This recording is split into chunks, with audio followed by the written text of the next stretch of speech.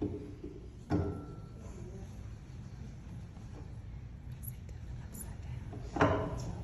evening.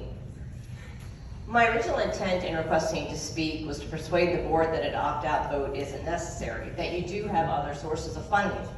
Towards that aim, I did some research. Here's what I found. This board doesn't need persuasion. What you need is an intervention. You've either been lying to the public about the BOE fiscal situation, or you're all the willing dupes of Dr. Brookshire. If everyone will look at packets that you had, you'll see what I mean. All the data on those packets comes from the Board of Education and other government websites. Bryan County school revenue is up 49% since 2021. Average property taxes are up 140% since then. However, median income in Bryan County is only up 12%, while student population has increased a whopping 8%. In fact, student population has maintained a 2.7% growth rate for over a decade, and that is projected to continue. The idea that increasing student population is causing excessive demands for funds is just blatantly a lie. Additionally, audits of the Board of Education consistently show $10 to $20 million in revenue over the published budget every year. This is from your site. In 2022, you had $40 million in revenue over the budget. Where's all this extra money going? It's not going towards the new high school. You had to take out a bond, and you haven't even paid that back.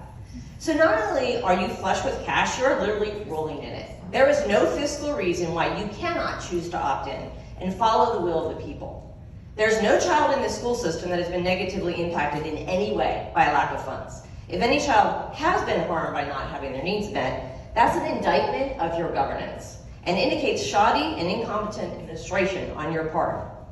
You may have noticed this board tries to terrify constituents and bully employees with doom-laden pronouncements about skyrocketing student growth while threatening to cut teachers and programs if the board can't keep its current power to tax without restriction. Instead of grasping for more money, how about we talk about reducing cost? Maybe you should cut the fat and bloated BOE administration, including who we've already talked about, the grossly overpaid Dr. Brookshire. He's paid $33 for every student in the system. If you contrast that with Chatham County, their per student income for their superintendent is only $9, and they have 5 times the number of students in Bryan County. Bryan County spends 12% on administrative costs, more than surrounding counties, which spend about 9%.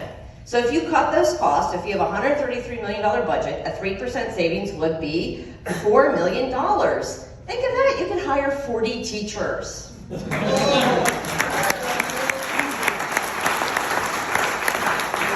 Cut the budget in general. Expenditure per student is $13,112, far above the state average of $11,700, the national average of $12,200. The point is the BOE does not need to opt out to ensure future funds. You have other options. You must consider the pain and suffering you're causing homeowners now and in the future with an opt-out vote. You need to opt in. Thank you.